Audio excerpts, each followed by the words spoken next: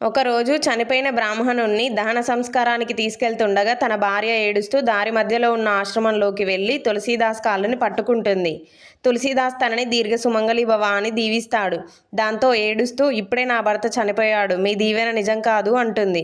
అప్పుడు తులసీదాస్ నా నోటి నుండి వచ్చిన మాట ఏదీ అబద్ధం కాదు అని శవం దగ్గరికి వెళ్ళి రామనామం జపిస్తాడు. బ్రాహ్మణుడు బతుకుతాడు. ఈ విషయం తెలుసుకున్న మొఘల్ చక్రవర్తి అక్బర్ తన సభకి పిలిపించి ఒక శవాన్ని తీసుకొచ్చి నీ రామనామంతో దానికి ప్రాణం పోయమంటాడు.